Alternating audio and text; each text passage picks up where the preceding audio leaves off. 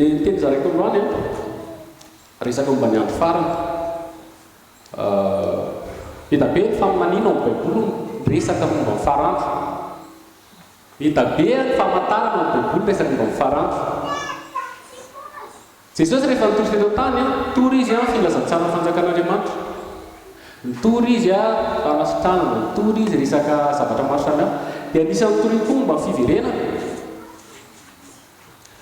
raha mamaky nareo any amin'ny testamenta taloha Mosesy Enoka ireo mpaminany rehetrarehetra ireo Isaia Jeremia Ezekiel Amos Habakuk Daniel Apokalypsy John hita be resaka momba ny farandro resaka momba ny andro farany resaka momba ny fiverenan'i Jesosy zany hoe anatin'ny fototra ny baiboly ny fiverenan'i Jesosy satria Paul dia niteny izao mihitsy hoe fanantenana zany hoe raha tsy fantatra antsika zany ny fiverenan'i Jesosy tsisy fanantenana mandeha fotsiny tsisy direction be da be kristiana tsisy direction mivavaka antanina amin'izay hoe fiverenan'i Jesosy tsisy zavatra fantana sasany moa dia amin'izao be da be ny mpitondra fivavahana tsy miala tsiny fa nisy fandaharana zay tena zay mihitsy ny akamaroany mpitondra ao izy tsy haiko enimpolo isan-jaza valopolo isan-jato mpitondra fivavahana ny ekolozy lehibe anankiray tsy tenenketona izy dia efa tsy mintsony an'izany hoe Jesosy iveriny zany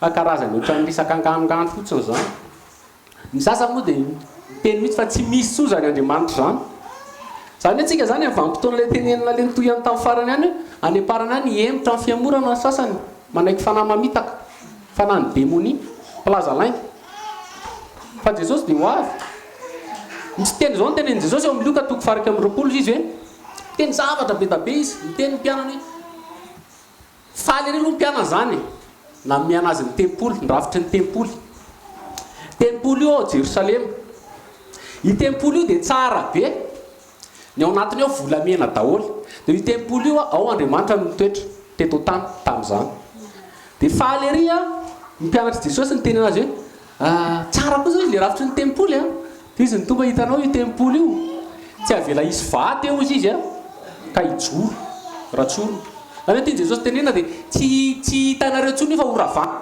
izy amin'izay mpianatry Jesosy lazao anay arao izy mifamantarana fa ho avy zany dia mivina ny andro hiverenanao Mateo toko faefatra amby roapolo Luka toko faraka ambony dia niteny zavatra be da be Jesosy isy ozy izy aloha fiemorana maro ny olona ho avy amin'ny anarako izy ianao hoe zany Kristy dia maro no voafitana maro izy voafitana zany hoe famantarana anankiray dia isy olona be da be hitory an'i Jesosy izy tsy miteny hoe hitory amin'ny Mohamed na hitory amin'ny Bouddha hitory an'i Jesosy zany hoe amin'ny andro farany zany dia be da be ny olona miteny ny tenan'ny kristianina be da be ny olona miteny fa avy amin'ny Jesosy dia avy eo amin'izay teny zavatra maro samihafa izy isy orontany amin'ny tany maro samihafa isy fanjakana hitsangana mely fanjakana isy firenena hitsangana mely firenena dia zany zatreretra zany efa hitantsika daholo amin'izao rehetra zao dia avy eo amin'izay tenen'i Jesosy mba makely hoe jereo izy ny azo rehetra sy ny aviavy raha hitanareo izy fa vao manomboka mitsimoka dia fantatrareo fa ho avy ny fanjakan'Andriamanitra ina ty Jesosy tena zany ny azo zany tsy hoe mijery azy izy misy azy vita be dia hijery an'io dia isy zavatra fantatra tsy zay fa militsika mahafantatra ny zava-misy manodidina militsika mahafantatra ny zava-misy ao Israely indrindrandrindra hoe aviavy Israely ny azo firenena rehetra zany hoe tsika mila malala ny zava-misy eran'izao tontolo zao satria manino tatoato tsy ambavao kely tamin'ny heritaona janoary tamin'ny heritaona nivory ny firenena fitopolo aneran'izao tontolo zao rehefa nivory ny firenena fitopolo manazanareo anara-baovao dia nanohatra ny Israely ary namorisy ny Israely anaiky ny fanjakana palestiniana dia tsy nanaiky ny Israely taoriana kely izay na enitsika hoe tamin'ny 9 décembre tamin'ny heritaona Donald Trump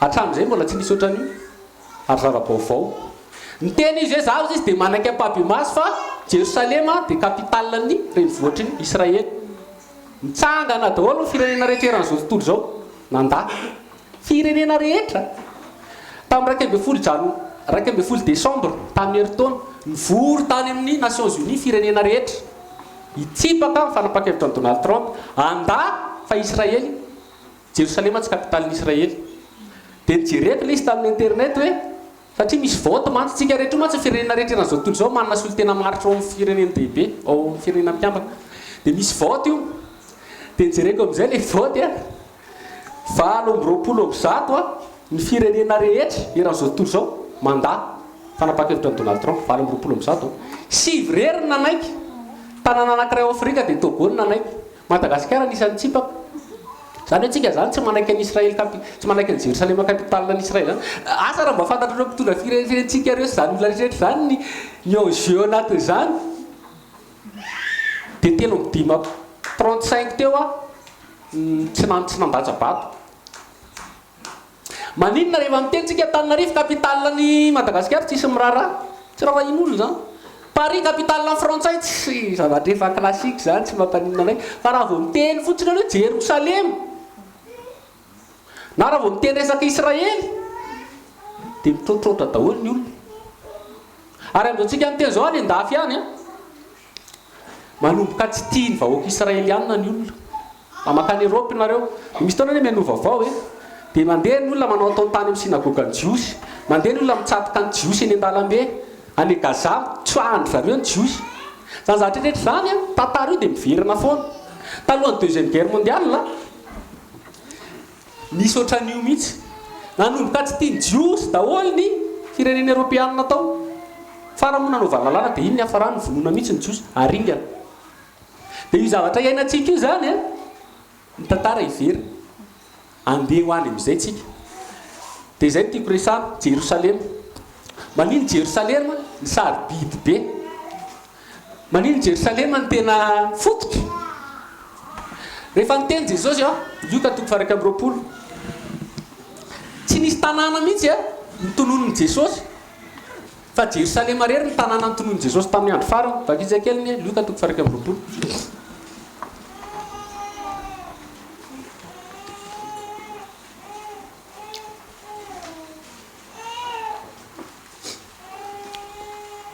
Luka 4:20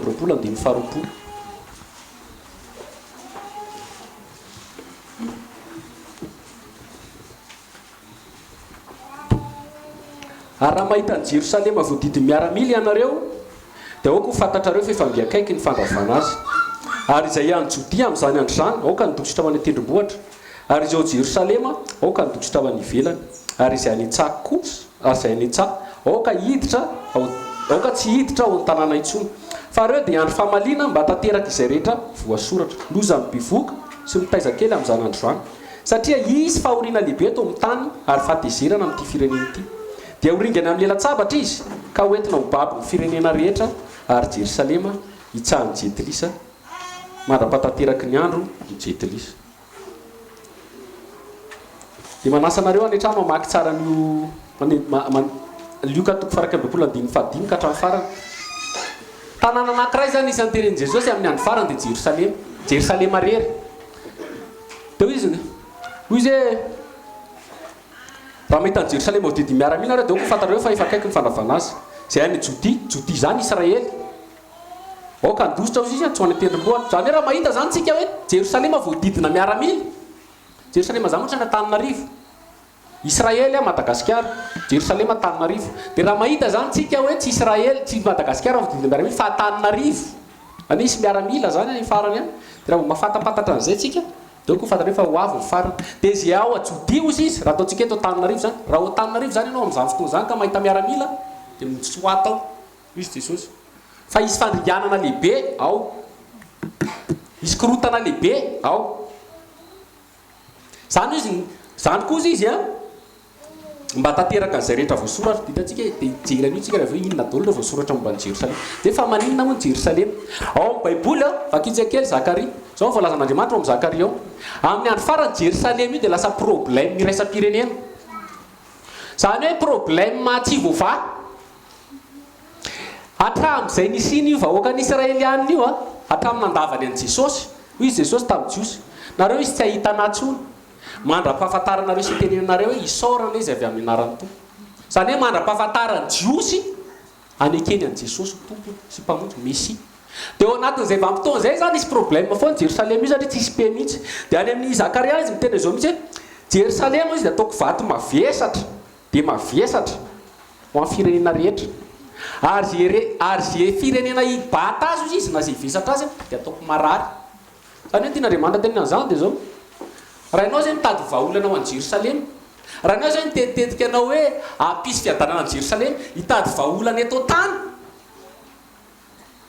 dia kapoan'andriamanitra ianao satria izy ihany mamavaolana ao Jerosalema. Dia firenena rehetra nomboka tamin'ny États-Unis vahaolana ny Proche-Orient eny ane fiadanana paix sécurité any Proche-Orient raha mino vaovao nareo dia ohatr'izany na tsika reto ny vaovaontsika misy vaovao resam-pirenena dia resaka momba ny jiosy, resaka Israely, resaka Pakistan, resaka Arabo. Tsy misy mitsy miresaka any resaka any Bangladesh, tsy mba hitanareo ve zany? Tsy misy mitsy vaovao resam-pirenena ka miresaka momba ny ohatrany hoe any tsy haiko hoe any Macao firenena zany fa tsy fantatsika akory Togo, Zimbabwe, fa raha vaovao resam-pirenena resaka jiosy, Israely, Palestina, Arabo, zay foana. Fak'izy Zakaria 12:10.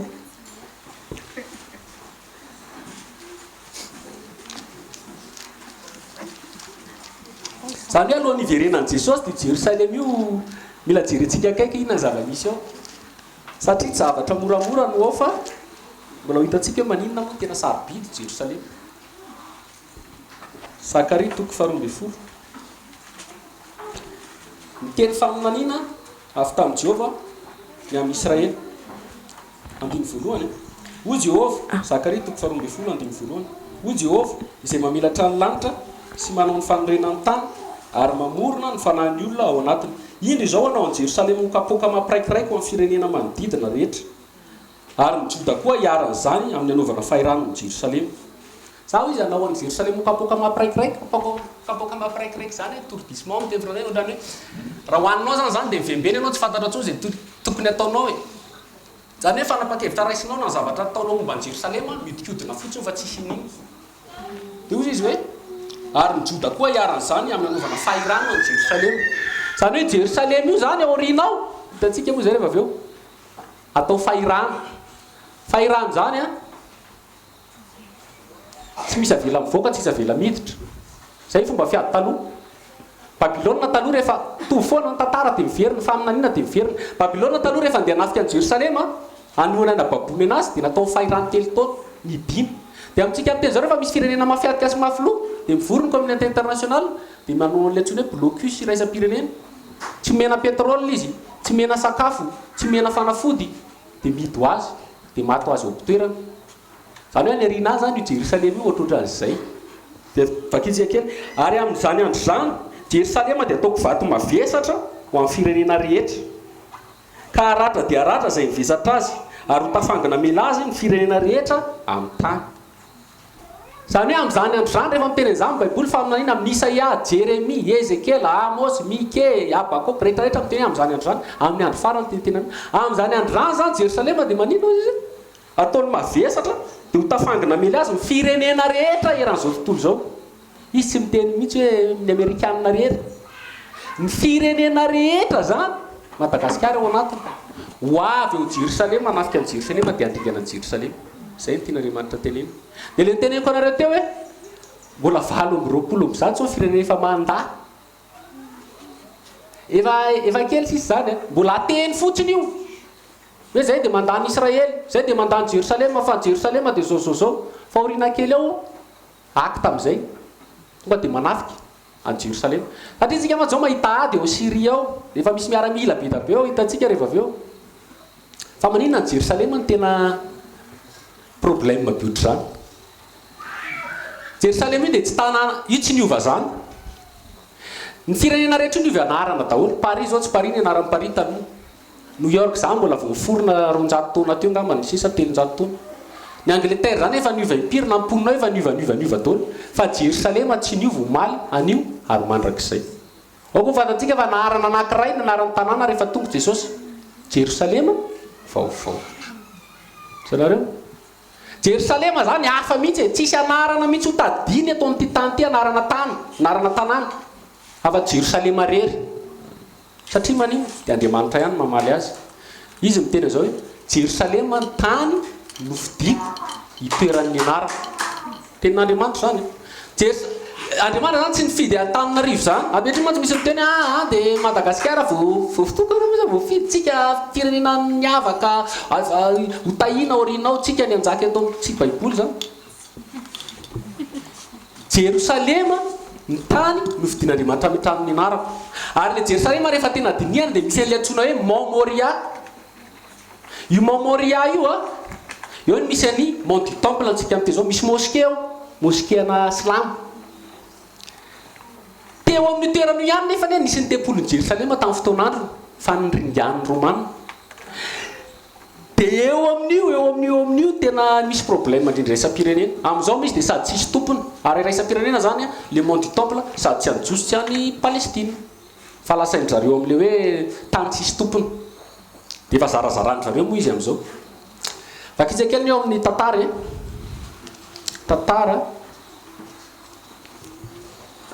tantara faharoa.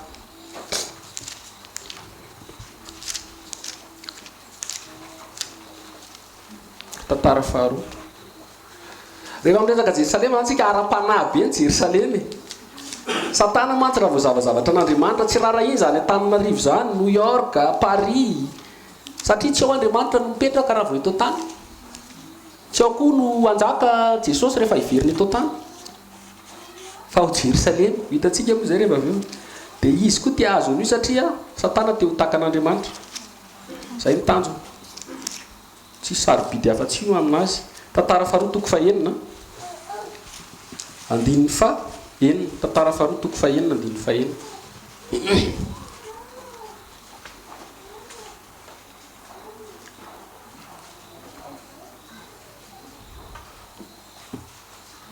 Atombokantsika ny andininy fahadimy.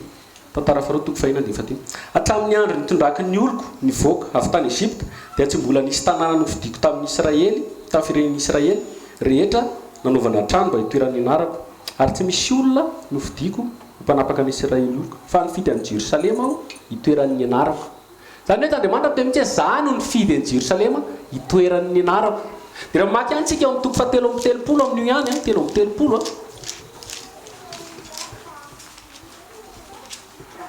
Tantara faharoa toko fahatelo amby telopolo.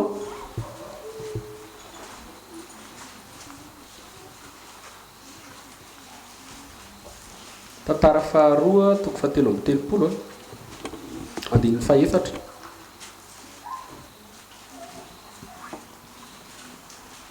Tantara faharoa toko fahatelo amby telopolo andininy fahaefatra. Sady nanorina alitara ka nanompo azy, sady nanorina alitara atao tranon'i Jehovah dia atao amin'ilay nolazain'i Jehovah hoe any Jerosalema ny toeran'ny anarako mandrakizay. Io zany dia Andriamanitra koa miteny hoe ao amin'ny tempoly io tao Jerosalema dia ao izy ny toeran'ny anarako mandrakizay. Any amin'ny Jeremia izy dia mbola miteny izao hoe amin'izany andro izany izy Jerosalema atao hoe seza fiandrianan'Andriamanitra amin'ny vino amin'ny andro farany. Vakitsy kely ny Jeremia toko fahatelo. Jeremia toko fahatelo.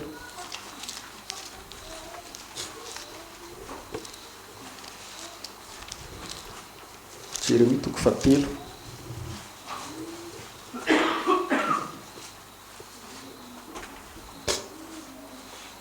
Andininy fahafito amby folo.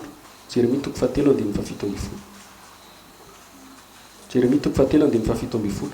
Amin'izany andro zany no hanononana ny Jerosalema hoe seza fiandrianan'i Jehovah, ary vory any ny jetilisa rehetra no ny anaran'i Jehovah ny Jerosalema, ary tsy handeha intsony araka ny ditra mifondratsiny izy. Rehefa mamaky anao dia efa aminaina mbola amin'ny andro farany koa io.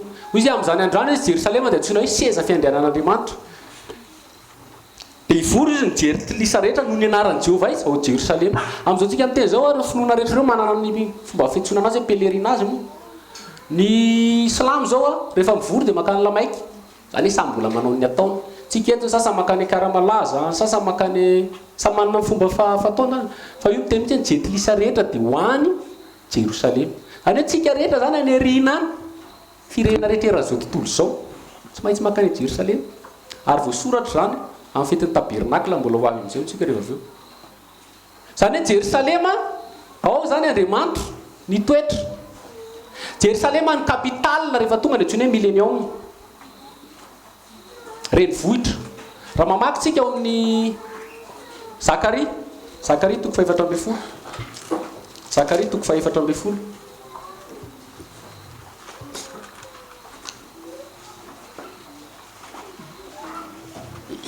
Zakaria toko fahaefatra ambin'ny folo andininy fahaenina ambin'ny folo. Zakaria alohan'ny Malakia, Malakia alohan'ny Matio. Zakaria toko fa 7 ambin'ny folo. Dia zao voasoratra. Ary ny sisa rehetra amin'ny jetilisa rehetra izay miakatra namely an'i Jerosalema dia hiakatra isan-taona iakoako eo anatrehan'ny mpanjaka dia Jehova tompony maro. Sy tandrina ny andro firavoravoana amin'ny fitoerana hatrano ratsakazo. Ary na iza ny firenena samihafa amin'ny tany no tsy hiakatra ho an'i Jerosalema iakoako eo anatrehan'ny mpanjaka dia Jehova tompony maro, dia tsy mba hisy ranorana mivadravatra ny aminy. Ary raha amin'ny firenena Ezipta tsy mba hiakatra ka tsy tonga dia tsy hisy koa ao aminy, sady tonga ny areti-mandringana izay amelezan'i Jehova amin'ny firenena tsy miakatra hitandrina ny andro firavoravoana amin'ny fitoerana hatrano ratsakazo. Nareo zany tenin'Andriamanitra zany. Dia raha mamaky ireo nareo misy ady be reo firenena rehetrarehetra le firenena rehetrarehetra eo iady ny Jerosalema. Dia fahaizan'Andriamanitra isy fitsarana lehibe tafiditra amin'ny fanjakana rivotaona tsika. Dia rehefa avy eo amin'izay ny firenena rehetra tsy maintsy makao Jerosalema, tsy maintsy miakoko retren'Andriamanitra, tsy maintsy manaiky an'Andriamanitra ao Jerosalema. Zay zany raha ohatra ka hoe tsorona hoe Jerosalema capitale. Dia zao ny zava-misy manasanareo misy famakafakana zay natao taloha tamin'ny taona lasa zay momba ilay antsoina hoe nouvel ordre mondial.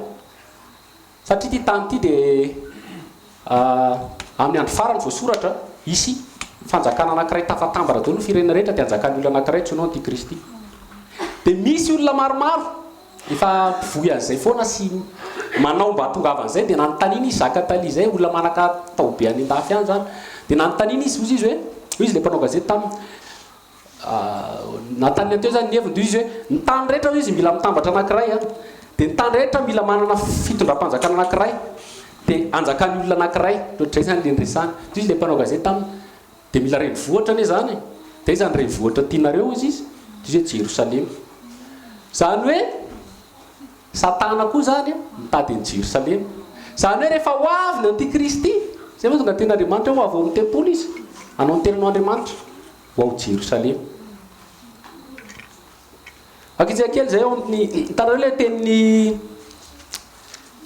tenin'ny Paul ny teny izao mihitsy hoe ny antony anankiray koa dia araky ny soratra, araky ny voalaza ao amin'ny Tesalonianina. Hoy izy Jesosy hoe raha hitanareo izy mitsangana amin'izay tsy hitsanganana ny fahavitavetan'ny fandravana araky ny lazain'ny Daniela mpaminany, aoka isaina izy izay mamaky izany. Teny izay Jesosy. Midika zany dia zao iza le mitsangana izay tsy tokony hitsanganana. Dia Paul ihany mamaly azy hoe okeo izy le lehilahy lota ho ao amin'ny tempolin'Andriamanitra. Tempolin'Andriamanitra zany tokony Andriamanitra ny ao. Fa isy an'ny lehilahy lota antikristy na le antsoina hoe zaraky fahaverezana hipetraka ao amin'ny tempolin'Andriamanitra izay toerana tsy tokony hipetrahana. Dia voasoratra anandratra ny tenan'Andriamanitra izy anao ny tenan'Andriamanitra izy aiza ao Jerosalema. Zany hoe Jerosalema zany zavatra hafa mihitsy satria ao Andriamanitra ny toetra, ao ny kapitalina, ao Andriamanitra ny anjaka amin'ny lalan'i Jesosy Kristy tompo amin'ny arivotaona. Dia Satana haka an'izay voalohany aloha. Ary voalaza ny tenan'Andriamanitra mihitsy ho ambinina izy dia hatateraka dia hanoritoron'olona masina. Apokalipsisy Daniela amin'ny teny izany. Zany hoe amin'ny fandringanana ataony akery io dia maro koa no vohitaka ho izy. Raha mamaky tsika Tesalonianina, Paul ny teny izay Tesalonianina faharoa.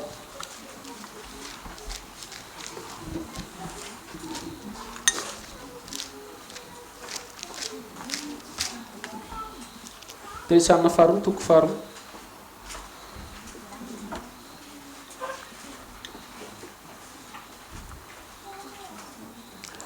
Ary mangataka aminareo izahay rahalahy, Tesalonianina faharoa toko faharoa.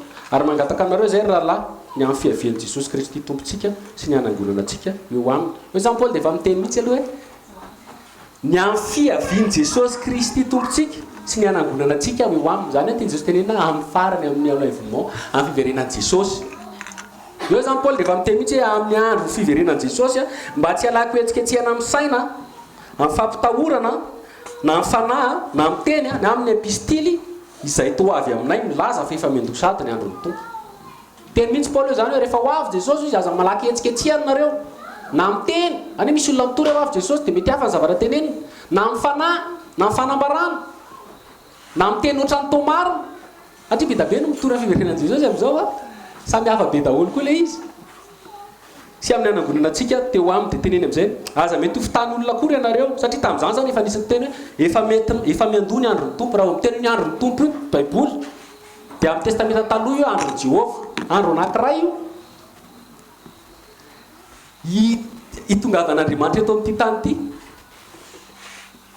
amin'izay ny tonga manitsaka any Jerosalema mbola ho hitantsika zareo avy eo dia voalaza ny ten'Andriamanitra sady tsy andro io tsy alina fa andro ray any Jehova hozy izy Zakaria 7:20 aza mety ho fitany olona kory ianareo fa tsy ho avy izany raha tsy tonga aloha ny fiemorana io koa zany dia efa miteny famantarana anankiray Paoly rehefa ho avy Jesosy dia emitra ny olona emitra amin'inona moa emitra amin'ny filazantsara dia jereo ny zava-misy ainantsika amin'izao io fiemorana io antsoina koa hoe apostasia na aposta io dia mifamitovy amin'ilay ataon'i Jesosy hoe raha ho avy dia maro no avy mianaraka anao izany izy dia maro no voafitana zany hoe be da be mientro dia toro-teny tamin'ny herina nanomboka tsara ihany a nanao tsara ihany fa niemitra daholo ny akamaroana virjiny folo virjiny adalo 10 endry 10 tsy tafiditra satria nani miemitra dia Paoly mbola miteny izay be da be ny miemitra be da be ny tsy hita be da be lasa manaiky fanahy mamitaka hozy izy any amin'ny Timoty dia avy eo a teny amin'izay Paoly tsy ho avy izany raha tsy tonga aloha ny fiemorana ka iseho ilay lehilahy-noto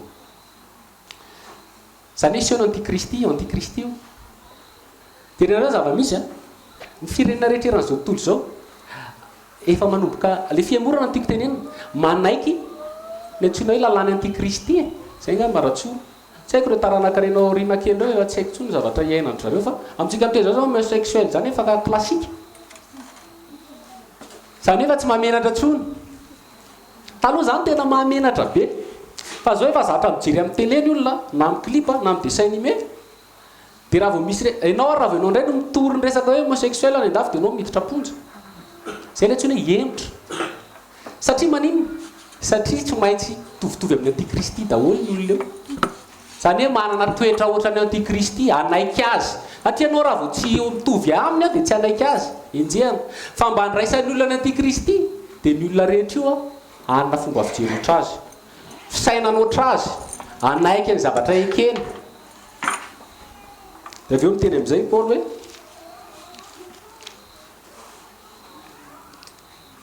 iseho ilay lehilahy-nota dia ilay zanaky ny fahaverezana ilay manohatra ka manandra tena ho ambony noho ny rehetra atao hoe Andriamanitra na izay hivavahana ka dia mipetraka amin'ny tempolan'Andriamanitra izy ka manao ny tenin'Andriamanitra ho soratra eo mihitsy anandra tena amin'izay izy rehefa tonga hozy izy dia hipetraka any amin'ny tempoly izy hozy izy a dia hanao ny tenanao Andriamanitra dia raha maky ny tantarany Daniel nareo boky ny Daniel manasareo maky azy Daniel 9:11-12 tantaran'io ny zavatra rehetra ataony ny zavatra fandreganana ataony ny famonoana ataony ny fandresen'ny olo masina satria voalaza ny tenin'Andriamanitra mihitsy ny olo masina amin'izany no resy a problème io tempoly io amin'izao tsisy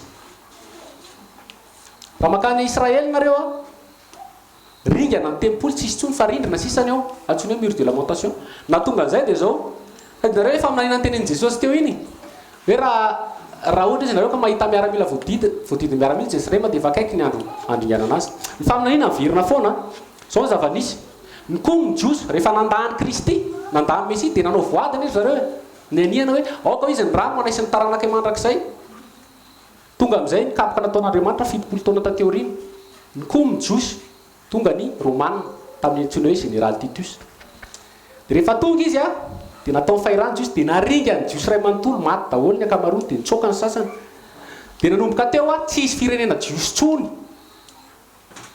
zay mahatonga fomba fiteny verina amin'ny tany ny jiosy satria 2 taona tsy anjiosy ny Israely fa tsisy tompony arabo ny tao nisy taona ny anglisy tsisy tompony mihitsy dia zava-nisy dia zao rehefa andeha nandringana ny tempoly ny miaramila romanina dia nisy miaramila nakafo dia sendra nalatsa ny tao ny tempoly le afo miaramila romanina io dia zava-nisy nyrehatra ny tempoly dia rehefa nyrehatra ny tempoly ao anatin'ny tempoly mantsy a misy volamena be ny tempolin'Andriamanitra zany a aty ivelany jerenao tsotsotro zay Jesosy zay ohatrany hoe tsotsotro ivelany tsisy endrika na tsara tare izy fa ao anatin'ny tempolin'Andriamanitra raha vao mitsofoka ao misorona be a dia volamena daholo tony dia volamena daholo dia volamena daholo izy ray manontolo dia tratrany afo dia nitsonika ilay volamena dia nitsofoka tany anaty vato satria vato moa ny anany tempoly dia nafahan'ireo manaka an'ilay volamena tao dia nalainy tsiraidray amin'izay vato nomboka tamin'ny tafo.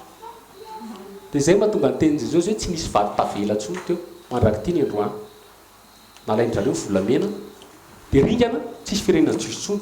Misy ady lehibe faharoa amin'izay 2 arivo taona taty aoriana mitsimoka amin'izay ny aviavy.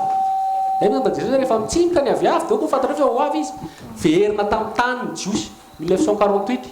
Firenena rehetra naka avion dia izay Jiosy rehetra eran'izao tontolo izao nalaina nafindra tao Israely. Ny olana nefa efa misy arabo tao teo amin'izay ny olana. Zaraina amin'izay ny Israely, zaraina amin'izay Jiosy, zaraina amin'izay ny Jerosalema. Mandraky ity ny androany tsy mety milamina. Jesosy miteny rehefa hitanareo fa mitsimoka ny aviavy dia ho avy a. Dia zao voasoratra eto fa isy tempoly ao le lanotany hipetraka. Zany hoe ny dikany hiverina ny fanorenana ny tempoly any Jerosalema. Zay ny antsoina hoe 3e temple. Raha mamaky ny Apokalipsy 1:12 dia hoy izy mihitsy tany amin'ny 70 tany io soratana, zany hoe efa ringana ny tempoly. Hoy izy mihitsy ny tenin'Andriamanitra hoe refeso ny tempoly. Dia ny any ivelany izy ny tokotany avy aloha ny jetlisa. Zany hoe amin'ny andro farany nisy fanorenana ny tempoly. Dia manasa anareo ne mba mandinika rehefa mitapy internet nareo hoe construction na 3e temple. Fa amintsika amin'ny teny zao efa vita ny Jiosy daholo ny plan. Tamin'ny Donald Trump nakany Israely tamin'ny heritaona dia natorony zareo le rabain. Efa manana mpisorona be izy amin'izao. Natorony any Donald Trump ny plan ny tempoly. Dia hitany Donald Trump ny tenany tempoly. Dikany tsy maintsy amboarina ny tempoly. Ny dikany tenin'Andriamanitra miteny fa ny lehilahinota antikristy dia ho avy ao Jerosalema. Ao amin'ny tempoly hanao ny tenan'ny Andriamanitra. Ny Jerosalema zany zavatra hafa mihitsy. Io koa amin'izao efa zavatra misy. Amin'izao be da be ny lehilahy zanaky ny fahaverezana, lehilahinota petraka amin'ny tempolin'Andriamanitra. Amin'ny fivavahana fiangonana kristiana nefa jiolahy. Zany hoe reny zany efa fambary. Le zavatra hitantsika amin'izao reny hoe pastera manolo jaza nefa dia mivavaka amin'ny tempolin'Andriamanitra. Efa fialolalana any antikristy. Dia fa maninona koa moa Jerosalema. Dia ny tenin'Andriamanitra ihany miteny fa avy ao Jerosalema no avy ny fandringanana rehetra mandroa an'izao tontolo izao. Zany hoe raha hijeritsika isy 3e guerre mondiale, na hijeritsika isy guerre be iraisam-pirenena farany. Io guerre io tsy avy any Corée du Nord. Hatria haintsika foana zany hoe Corée du Nord, États-Unis. Fa avy ao Jerosalema no mipoaka ny vanja, mipoaka ny crise iraisam-pirenena farany dia miparitaka eraky n'izao tontolo izao io. Jérémie 4:20. Jérémie 4:20.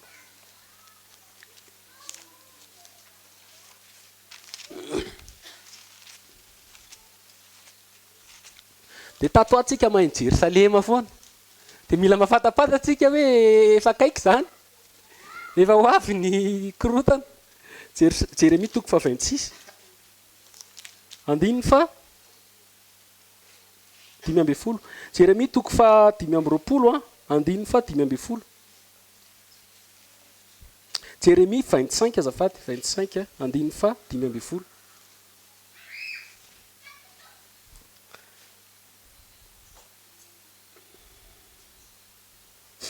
Fa izao no lazain'i Jehova Andriamanitry ny Israely tamiko. Raha isa tia tanako ty kapoaka ny divay fatezerana amin'ny rehatra ity, ka hampisotro ny firenena rehetra izay nirako anao. Ary isotra izy ka irepirepy sy ho very saina no sabatra izay ampelezako azy.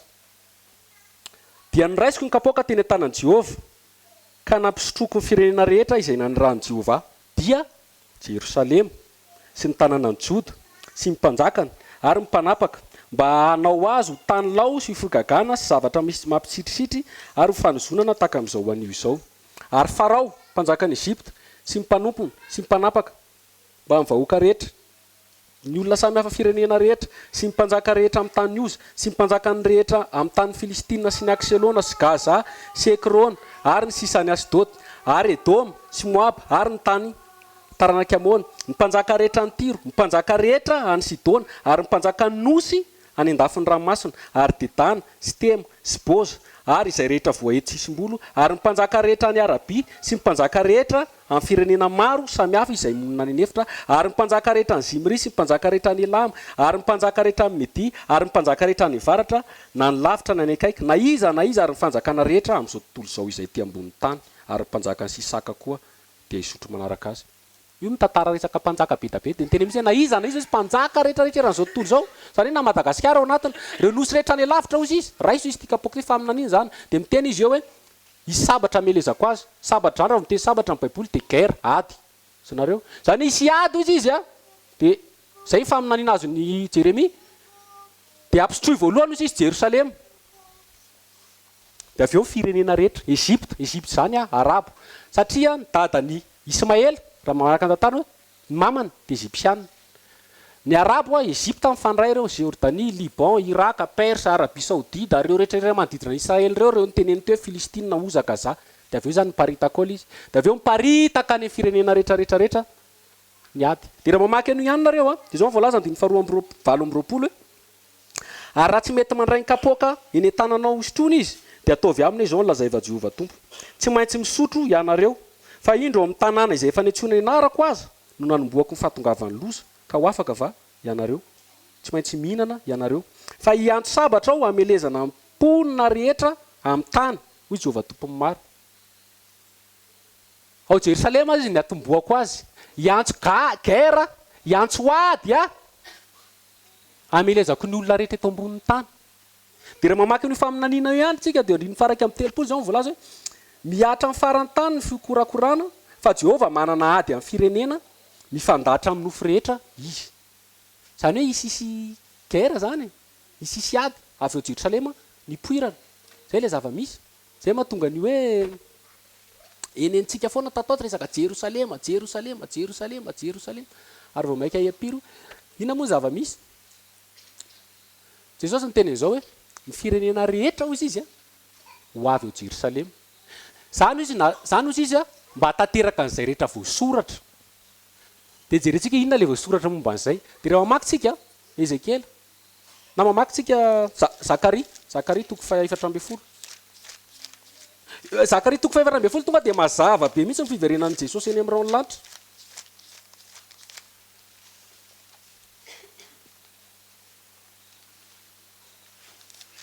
Zakaria raha mamaky ny Zakaria nareo Zakaria toko faharoa amby folo juska faefatra amby folo faminanina be mihitsy momba ny Israely fa vakikatro amin'ny efatra amby folo zao ny voalaza Zakaria toko fa efatra amby folo indro isy andron'i Jehova ho avy ka ny babo aminao ho zarainy ho mpivoanao ary angoniko ny jetilisa rehetra mely an'i Jerosalema dia ho afaka ny tanàna ka ho robana ny tranony ary ho saviana ny vehivavy ary ny atsasany ny tanàna dia ho lasako babo fa ny vahoaka sisa tsy ho fongorana avokoa amin'ny tanàna dia hivoaka Jehova zany hoe rehefa miangona zany ny firenena rehetra nafika an'i Jerosalema afaka Jerosalema ny atsasany afaka io atsasany io amin'ny Palestina zay mahatonga ny hoe solution en deux états maheno an'izany foana nareo amin'izao hoe zaraina roa ny Jerosalema zaraina roa Jerosalema mba manasa anareo hoe manaraka vaovao hoe fa ny tenin'Andriamanitra mihitsy ny teny ho zarainy ny taniko zany hoe ho zarainy Jerosalema zarainy firenena rehetra afaka ny tanàna satria io amin'izao tsika miteny zao misy jiosy be da be mipetraka ao ho saviana ny vehivavy izy a isy zavatra maro samihafa de ho babo daholo izy fa ny atsasany a tazomin'Andriamanitra de zao amin'izay voaka Jehova ka hiady amin'ireny jetilisy ireny zany hoe le jetilisy rehetra andeha hiady zany tahaka ny famely ny andro fiadiana ary amin'izany andro zany ny tonga ny joro eo tendrombohitra olivo zay tsy nanana ny tandrifin'i Jerosalema ary ny tendrombohitra olivo hitresaka eo afovoany hiatsinanana ka hiakandrefana ka isy loasa lehibe ary ny atsasaky ny tendrombohitra hifindra hiana avaratra fa ny atsasany kosa hiana atsimo dia andositra ho any amin'ny loasan'ny tendrombohitra ianareo fa hipakatra ny azela ny loasan'ny tendrombohitra eny andositra anareo tahaka ny nandosiranareo ny amin'ny rorotany amin'ny androny hozim-panjakany Joda ary ho avy Jehova Andriamanitra mba masiny rehetra momba azy zany rehefa ho avy zany Jehova hozy izy andringana an'ireo firenena nanafika an'i Jerosalema reo amin'izay dia ny tongony aiza no mitotony tendrombohitra olivo mazava be ny soratra dia rehefa mamaky indray tsika asan'ny apôstôly dia io zay rehefa ho avy Jehova hozy dia zao ary ho avy hozy izy Jehova Andriamanitra mba masiny rehetra momba azy zany hoe rehefa ho avy eo zany Jehova io tsy izy rery no eo fa misy miaraka amin'ny be da be dia vakitsika ny any amin'ny asan'ny apôstôly toko voalohany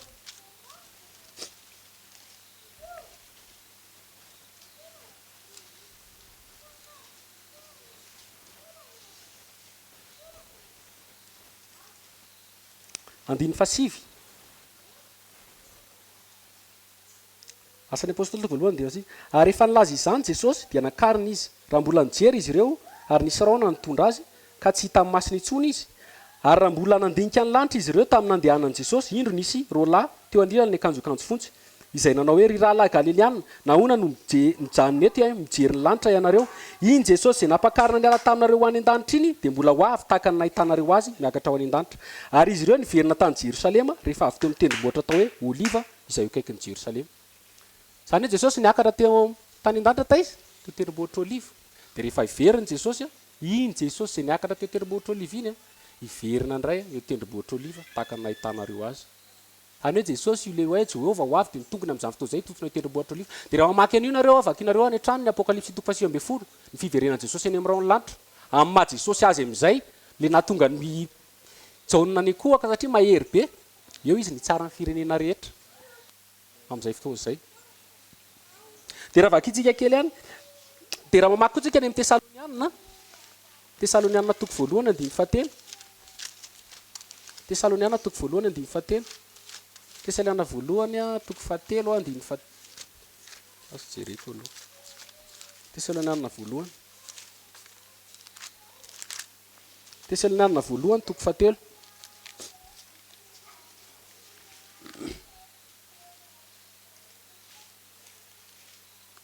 andiny fa 12 Tesalonianina voalohany toko fahatelo andiny fa 12 ary ny tompo any ampitombo sy ampandroso anareo amin'ny fifankatiavana sy ny fitiavana ny olona rehetra dia takanay aminareo koa mba hampiorina ny fonareo tsy hanatsiny amin'ny famasinana eo anatrehan'Andriamanitra raintsika amin'ny fiavian'i Jesosy tompontsika mba masin'ny rehetra nareo rehefa avy izy Jesosy dia mba masin'ny rehetra mitovy an'le tary amin'ny Zakaria eo avy Jehovah Andriamanitra izy miaraka amin'ny masin'ny rehetra dia raha mamaky an'io ihany nareo dia hoe any Zakaria toko fa 4:10 andiny fahenina ary amin'izany andro zany dia tsisy mazava ary eo mampirapiratra tsy iseho intsony fa isy andro iray izay fantatry Jehovah tsy andro na alina nefa rehefa hariva ny andro dia isy mazava io le tenkareo andro anankiray io zany tompo ihany malala azy rehefa ho avy izy andringana firenena rehetra abedabe ny verseny milaza fa ny firenena rehetra ho avy eo Jerosalema ao daholo raha mamaky kotsika ao amin'ny Joela toko fa 3 Joela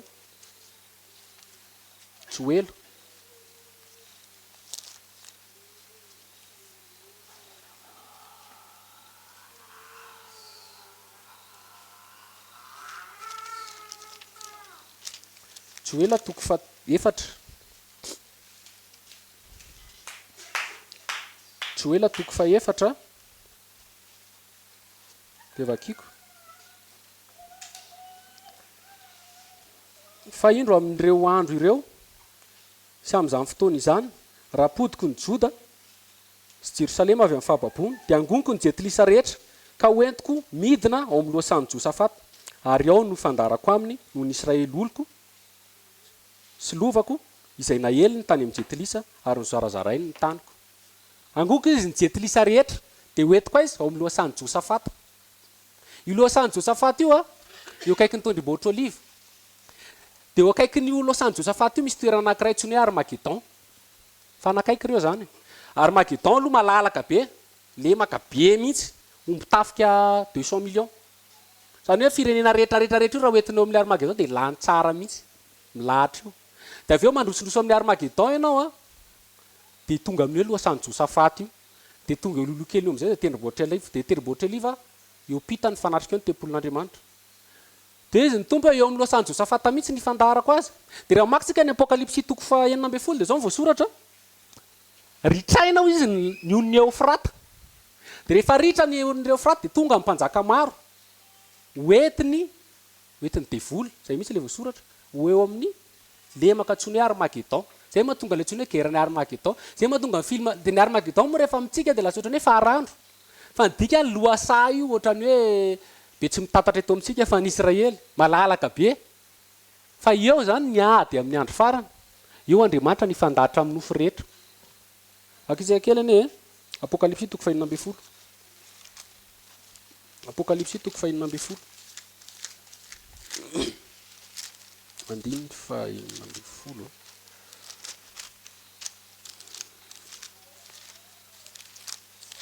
apokalipsy toko fa 9:10 andiny faharoambe folo.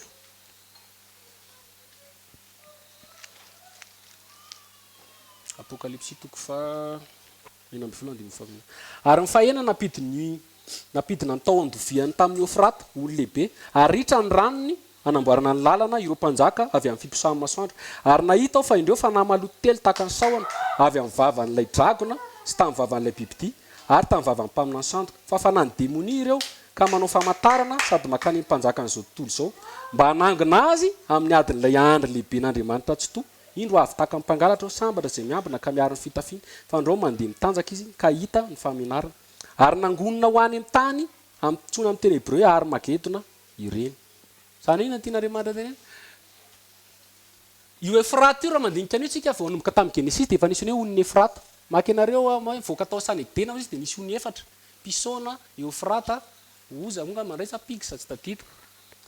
Dia io Eufrate io io hita. Afaka hitanareo amin'ny carte io. Avy any Turquie any io dia mandeha amin'ny Syria dia mamonjy an'iny Arabia Saoudite, Arabo rehetrarehetra ireo zany. Zany hoe horitrana hozy izy io. Dia amintsika amin'teny zao misy projet ana barrage. Bloquena ny rano mba ho maina ny ony Eufrate. Rehefa maina io dia misy lalana hatria ony be.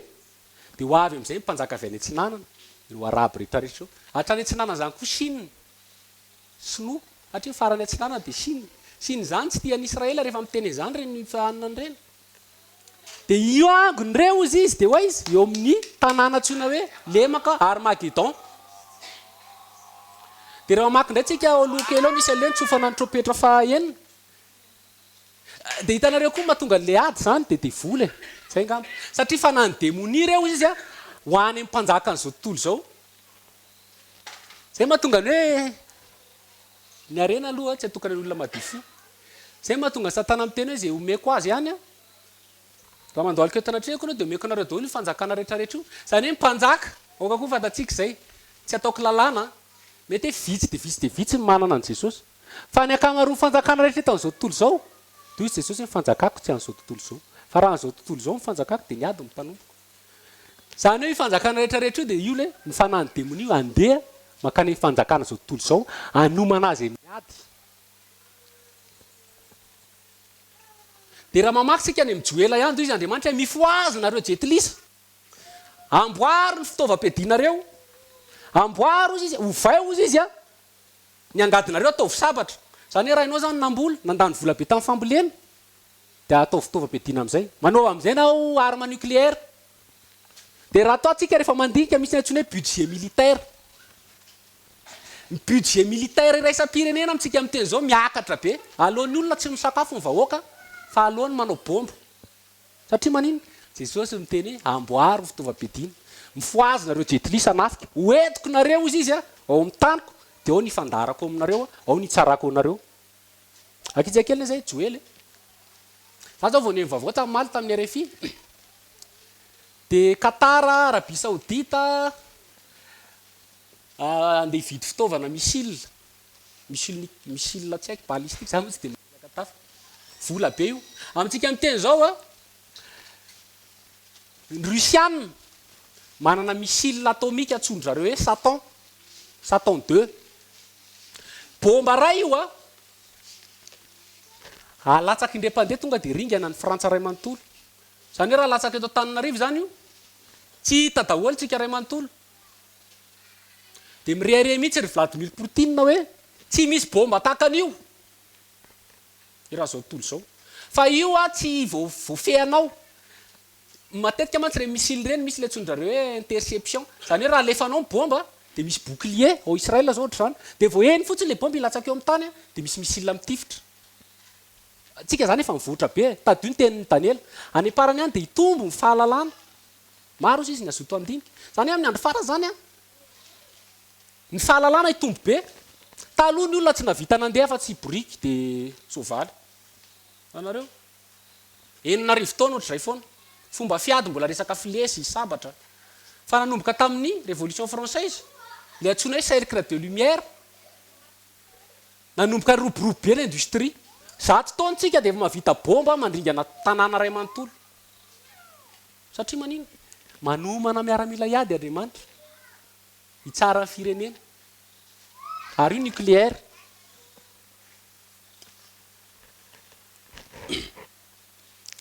vakitsika ny joely naiky nyteneniko teo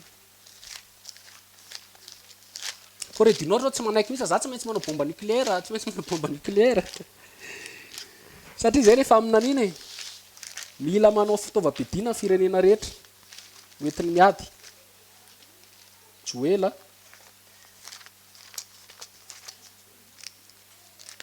joela toko fahasivy joela toko faefatra andininy fahasivy joela toko faefatra andininy fahasivy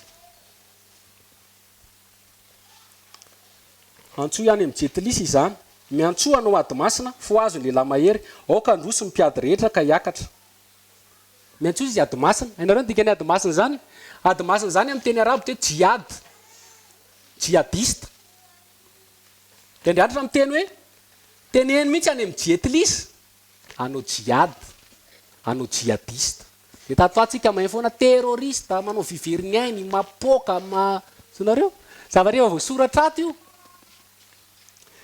ke feo sabatra ny fangadinareo ary olefina ny antsonareo fanetezam-boloboka aoka izay kelikely aina hika hoe mahery ao zay le teny kanatra hoe raha ohatra zany ianao ka nangady de ajanony ny fangadiana ho faibasy raha ohatra ianao zay ka lefina fanetezam-boloboka inona re zany zavatra fanetezam-boloboka de ataovy lefina zany hoe hovoay daholo na fomba fitatana zao jehova mahaoka nomana fitaovam-piadiana hoentina miady avy ifaingany ianareo jetilisa rehetra avy eny manodidina eny dia ento midinao ny maherinao Jehova ifony jetilisa hiakatra eo amin'ny loasany Josafata fa ao ny hipetrako itsarany jetilisa rehetra eny manodidina eny zany mbola ao amin'ny Josafata ihany hoentin'Andriamanitra ao izy miaraka amin'ny fitaovam-piadiana be da be dia raha mamaksika le Zakaria teo voalazan'Andriamanitra ao mihitsiny loza anjoa firenena rehetra hikapoka ny Jerosalema Zakaria 7:10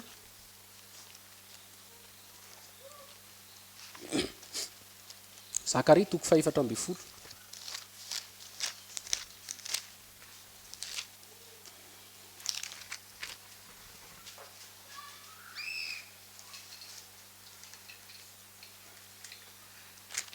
andiny 12 Zakaria 7:10 andiny 12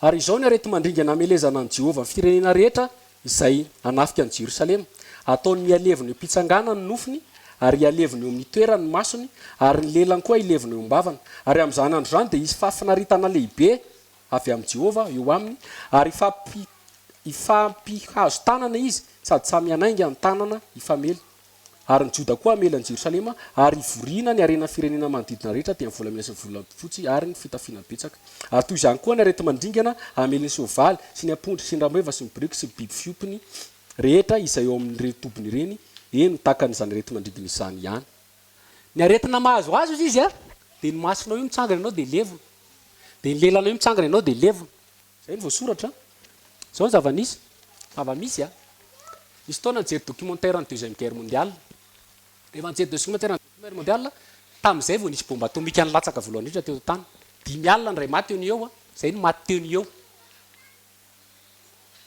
fa ny tsy maty teo ny eo fa velona nalain'ny scientifique américaine sy japonais atao tany anaty laboratoire dia milevina pitsanganana amin'ny masony dia milevina pitsanganana ny lelany milevina ny sofiny tratrany radioactivité ny rano tsy afaka hohanina tsony zany hoe ny tiana tenenina zany amin'ny andro farany dia nucléaire ary efa tenenin' Jesosy tamin'ny voalohany zany hitantsika eto izy guerre nucléaire zay mahatonga an'ireo firenena be da be ireo hoe mila ny Iran zao tsika miteny an'ny Iran zao tsy manaiky mihitsy fa tsy maintsy manana bomba nucléaire dia nitanjany amin'ny bomba nucléaire io dia firenan'Israely fotsiny ny Iran président iraniana dia niteny izao mihitsy hoe aringa anay ny Israely io izy tsy ho firenena tsony raha mamaksika Salamy 3:20 Salamy 3:20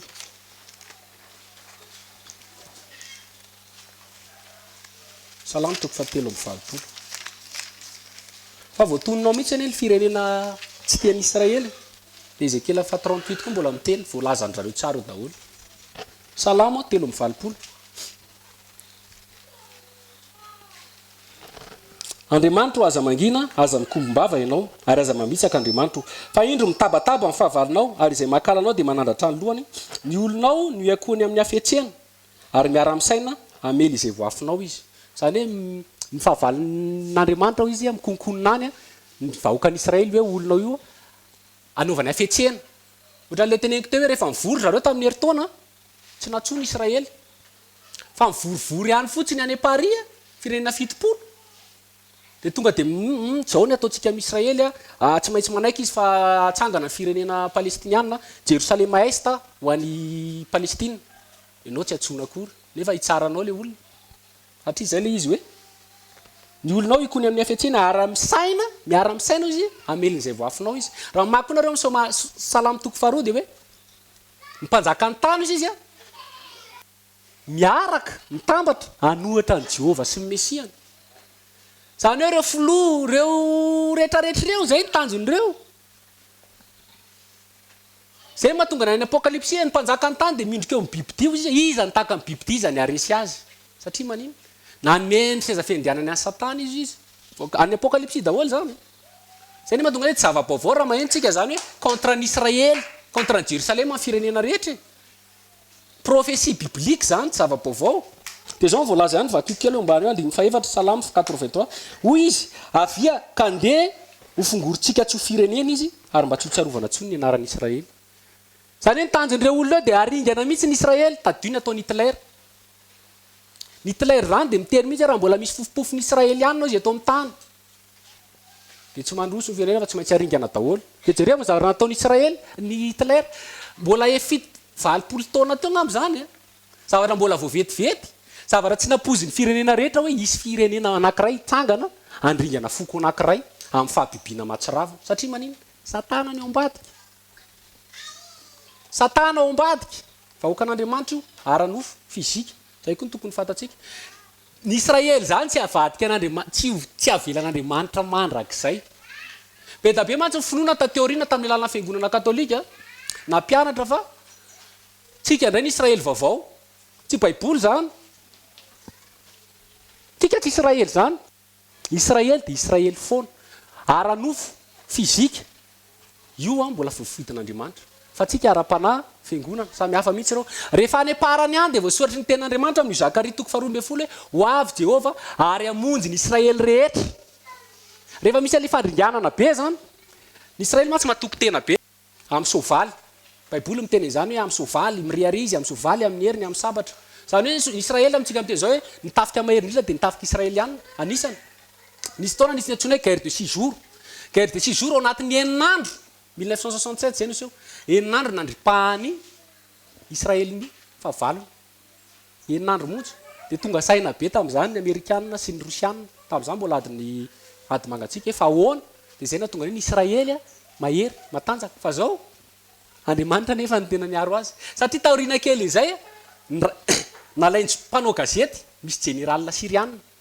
nalainy mpanao gazety nasanareo makafaka an'izay any amin'ny internet hoe fa maninona nareo tsy nanatona tafika be tabe sy Jordania atsinanana Egypte ato atsimo Syria ao avaratra Liban ao avaratra Arabe rehetrarehetra io anatin'ny fetiny atsondrareo Kipour rehefa amin'ny Kipour zany eo ny Israely dia mivavaka tsy mivoaka tsy mahazo manao inina fa rehefa fantatra ny Arabe zay dia rehefa fantatra ny Arabe zay dia tamin'iny izy nandeha nanafika zany aminao le tsy afaka nihetsika iny mihitsy dia rehefa nanafika izy nanao contre amin'izay ny Israely eninandro moa dia rava daholo dia babo moa zany ny Arabo tamin'izay dia nanomboka tamin'izay ny azo ny Israely ny antsoina hoe Jerosalema ray manontolo dia natao famakafakana amin'izay le général sy le anina fahavalony nefa maninona izy nareo ny tsy manafika ny Israely nefa nareo be da be sara telo taonko telo ny entin'ny Israeliana taonko be da be any Siriana dia nijanona Siriana dia izy le général ahoana moa ny androsoanay izy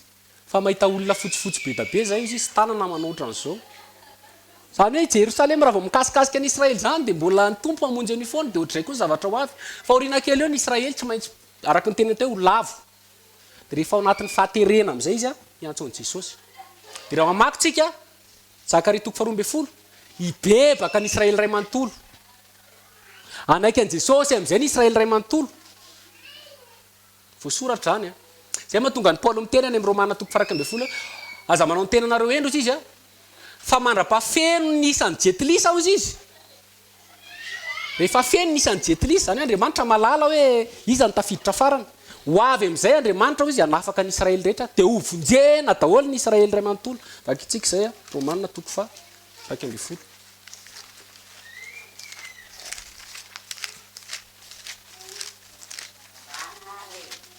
Romanina toko fa 1:10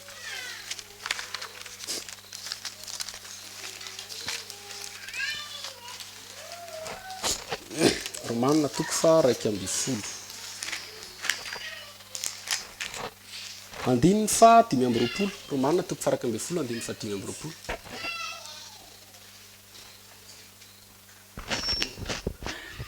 Romanina toko fa 1:10 andininy fa 5:20 fa tsy tiako tsy fantatrareo izany zava-miafiny izany raha lahy fa andreo mihevitra ny tenanareo endry ianareo fa efa misy fahamafipo manjony Israely sasany mandrapiditry ny fahafenony jetilisa ary amin'izany dia hovonjena avokoa ny Israely rehetra araka ny voasoratra hoe ivoaka ny jiona amin'ny mpanafaka ary ampiala amin'ny faratsiam-panahy ny Jakoba izy ary izao mifanakeko amin'ny raha manasitra ny fahotany zany hoe amin'izao tsika efa misy koa zany ny Israely amin'izao manomboka misy antsoina hoe juif messianika zany hoe jios mino ny Jesosy ho Messia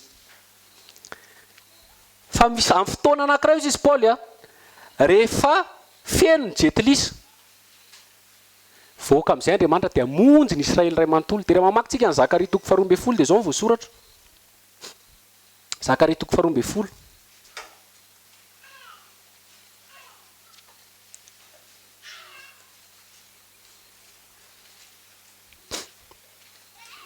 andininy fahafolo Zakaria toko fa 12 andininy fahafolo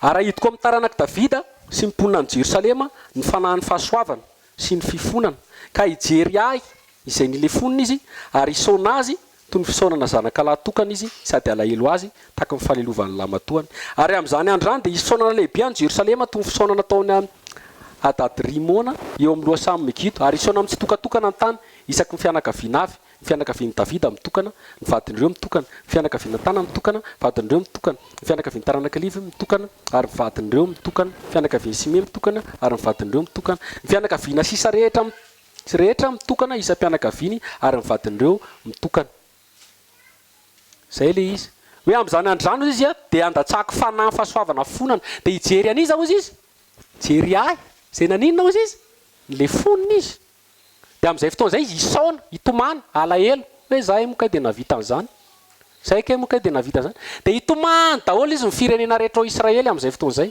hibebaka zay ny tiany tenenina fa vonjena amin'izay ny Israely ray manontolo any Israely hafa mihitsy amin'Andriamanitra tsy mitovy amintsika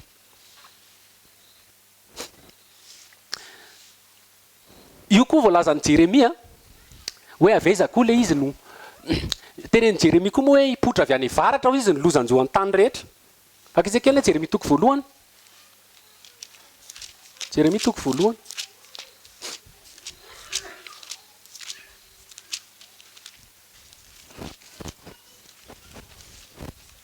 Jeremia toko voalohany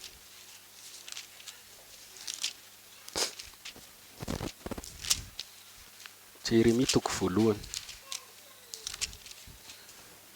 andininy 17 Jeremia toko voalohany andininy 17 raha tonga tamiko fanoroany indray ny tenin'i Jehovah nanao hoe inona no hitanao izao ary hoy izao vilany mangotraka no hitako ary mitongilana mianatsimo ny vavany hoy Jehovah tamiko hirotra avy any varatra ny lozanjom-ponina rehetra amin'ny tany fa indro atsoko ny firenena rehetra amin'ny fanjakana ny varatra hoy Jehovah dia tonga izy ka samy ametraka ny seza fiandrianana eo alohan'ny vavadiny Jerosalema avokoa ameleza manda rehetra manodidina sy ny tanàna rehetra manodidina zany hipotra avy any varatra izy ny lozanjony tany rehetra dia ho avy indray le tenentsika hoe firenena rehetra ao izy dia tonga eo Jerosalema avatra mitovy foana le fa aminay fa tsisy anankiray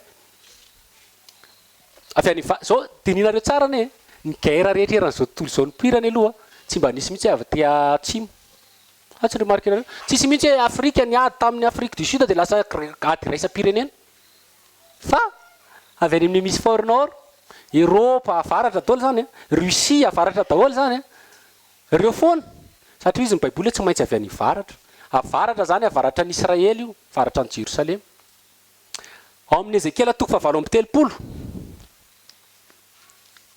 mbola miteny an'io koa Ezekela toko fahavalo amby telopolo sady voatolonao daholo ny anaran'ny firenena rehetra le tena hitarika azy Ezekela 38 le antsoina hoe goga sy magoga mety efa hainareo le goga sy magoga vakiko Ezekela 7 amby telopolo ary tonga tamiko ny teny Jehova nanao hoe ry zanak'olona manandrafia any goga izay avy any amin'ny tany magoga izay mpanjaka ny Rosy sy Meseka ary Tobala ary mamaniny amelezana azy ka ataovy hoe zao ny lazain'i Jehova Tompo indro avy amelanao ary goga mpanjaka ny Rosy sy Meseka ary Tobala raha vao maheno an'io anao dika ny goga zany mpitarika mpanjaka ny Rosy zany Russie Maseka Moscou Tobala zany Toblo any Russie daholo misy an'izany satria Russie dia any avaratra ary tsy avaratra ny Israely Syrie fa avaratra farany avaratra raha mijery carte du monde reo dia hitanareo zany zay mahatonga ny hoe rehefa misy zavatra dia tsy maintsy entre Russie États-Unis Iran tsy hainareo zany Turquie zany zao voasoratra tokoa hoe Torgarma io Gomera zany zao Allemagne jereko tamin'ny internet ny signification reo any dia gaga zay mahatonga ny hoe Allemagne zany nanao an'iny le namon'ny jiosy be da be atria voasoratra ao izy Perse zany Iran zany le tsy manaiky intsy tsy maintsy hanao bomba amintsika amin'teny zao voasoratra ato daholo zany dia zao voasoratra goga Russie zany ary mamin'iny amelezana izao ny lazain'i Jehova Tompo indro avy amelanao ary goga mpanjaka ny Rosy sy Maseka ary Tobala ary hitarika anao ka nisy masom-by ny valalin'ny ranonao ary entiko mivoaka ianao sy ny tafika rehetra dia ny sovaly sy ny mpitaingin-tsovaly samy firenena mitafo marevaka izy rehetra dia olona marobe mitondra pinga lehibe sy pinga kely raha mipinga zany bouclier fa amin'izao zany tanky basy tafika be da be samy mitady sabatra miaraka amin'ny Persianina Perse Medes Perse Iran Éthiopie manina amin'ny Éthiopie rery ny voateny nareo zay raha mandinika izy misy ny Addis Abeba dia rivohitry ny Éthiopie dia misy ny Union africaine dia izy Addis Abeba ao Éthiopie zany hoe efa hita amin'ny baiboly avy any hoe Éthiopie raha vao miteny Éthiopie izy dia Afrika ray manontolo ho any koa zany Libyany samy mitondra ny apinga kely lehibe sy ny fiarovan-doha fo Gomera mba miaramila ny rehetra ny Togarma zay le teny hoe Turquie amintsika amin'teny zao Turquie anomboka mitrao Syrie amintsika amin'teny zao zavatra mbola tsy nisy hatrizay ny Turquie ny Iran ny Rusiana ny vory anao tafika iraisana ao Syrie zay ao avaratra kely ny Israël eo le antsona misy an'le antsona hoe frontière ny Golan efa mipetraka daholo zany ny pion amin'ny andro farany zay ngamba ratsorony avy any farany avaratra mba raha maramila rehetra dia firenena maro miaraka anao avy any farany avaratra hozy izy miomana mitaova tsara ianao ianao sy ireo mombanao izay efa mivoro aminao ary oka ianao ny mpitarika azy dia eo amin'ny fahavalo rehefa afaka andro maro dia hotadiavina ianao raha mby any parany zany hoe tsy tamin'ny andro taloha zany fa amin'ny andro farany ny andro farany zany zay ny zava-misy izy tafika dia raha mamaky an'io ireo dia tsara n'Andriamanitra amin'izay izy inona ny tiana tongavana dia zao efa ho avy Jesosy inona ny tiana tongavana efa hisy krizy be tadio le mitety hoe hisy loha zao izy hitetin'ny tany maro samihafa hainareo ny crise 2008 crise 2008 zao ny zava-nisy tamin'izany isaky ny fitoana misy crise foana cyclique tany an-dafy tany nisy problème arabola dia lasa nisy problème arabola taty Eropa lasa nisy problème koa ary teto amintsika natsika aby rehetra ny crise 2009 dia tian'Andriamanitra teny hoe hipohitra ao Jerosalema ny crise fa hiparitaka io dia azony rehetrarehetra tsika ane zao efa mifandray zay le hoe Union Nations Unies ao koa fatareo fa amin'ny andro mbola isy fotoana moa amelarana zany amin'ny apocalypse toko 7 dia voalaza mihitsy fa misy bibidia hitsangana dia ny vao miteny bibidia dia Daniela ihany mamaky ny bibidia dia tsinona fa fanjakana dia avy amin'ny ranomasina izy nipoirana dia ranomasina zany tsy mety tony fa mikorotana foana dia raha miremarke nareo tsy milamina mihitsy sika fa crise zao financière climatique monétaire sanitaire fa tsy haiko daholo zay crise teneninareo satria manino le bibidia mila mipoitra avy ao ohatran'ny poiran'ny ONU Nations Unies zany nipoitra tamin'ny alalan'ny deuxième guerre mondiale. Fa raha vao tsisy an'izay dia tsy tonga eo ny antikristy, tsy tonga eo ny lehilahy noto. Donc isy crise be dia hitambatra ny tany tonga ny antikristy hanafika an'i Jérusalem. Prophétie zany efa mipetraka. Tsika zao efa mifandray. Raha vao manajanona tsy mamatsy volantsika ireo communauté internationale eo dia maty eto daholo tsika mianakavy. Satria manino? Ny tany dia ray fanononana, ray fiteny. Zay le any amin'ny Babela toko faraka ambin'ny folo. Mitovy fijery, mitovy fisainana, vision, œcuménisme, tambatra zany. Dia zavatra kely amin'ny tsisy dikany fotsiny io midoboka ny anankiray dia midoboka daholo tsika. Midoboka amin'ny tarika dia midoboka daholo tsika. Dia kapohan'Andriamanitra ireo firenena ireo dia vokapoka daholo tsika rehetra. Dia io Jesosy hoe mandra-pahatonga ny tany, mandra-pahatonga ny ina moa ilay teneny iny hoe mandra-pahatonga ny andron'ny jetilisa hozy izy. Le Luka teo, satria zao. Aoka fantatsika fa nanomboka tamin'ny nisy faminaniana nataon'ny Daniela. Dia misy firenena matanjaka voalaza eo Babilôna, Medas Persiana, Grika, Romana. Dia aveo mbola naminany resaka biblique koa izy tateoriny. Rehetrarehetra tsisy jiosy, rehetrarehetra tsisy Israely, fa rehetrarehetra dia jetilisa. Zany hoe voalazan'ny ten'Andriamanitra fa ny jetilisa mbola manjaka amin'izao. Zay mahatonga ny États-Unis, Russie, France, Allemagne. Fa ianao tsy mahita mihitsy Israely mba manana pouvoir zany. Dia ireo misy fotoana apetran'Andriamanitra eo anjaka. Dia ikorotana hitantsika io fa tsy mety milama mihitsy Jerusalema, tsy mety milama mihitsy ny tany. Dia rehefa vita ny andron'ireo tonga amin'izay Jesosy. Dia zay le vato nikapohana izy ireo firenena rehetra ireo. Dia le vato kely iny lasa vato lehibe zay ny fanjakan'Andriamanitra amin'ny arivo taona. Fa ho avy Jesosy fa tsy nofinofy. Rehefa mahay vaovao reny nao zay mahatonga hoe jereo ny azo rehetra sy ny aviavy dia fantatra hoe misy zavatra. Fa be da be ny kristianina tsy mahalala prophétie biblique. Raha tsy mahalala prophétie biblique zany ianao dia maizina. Tadio tenin'ny Petera. Ny faminaniana rehetra hozy izy dia tahaka ny jiro mitsilopilopy mandra-pahazava azy. Zany hoe mety tsy déclare aminao io fa misy zavatra fantatrao ihany. Fa mihamazava satria isaky misy zavatra amin'izao dia fantatra hoe zao ty zao. Dia miomana ianao raha vao hitanao izy Jesosy fa ho avy zany rehetra zany dia trakao ny lofa efa ho avy ny andro hanavotana anareo.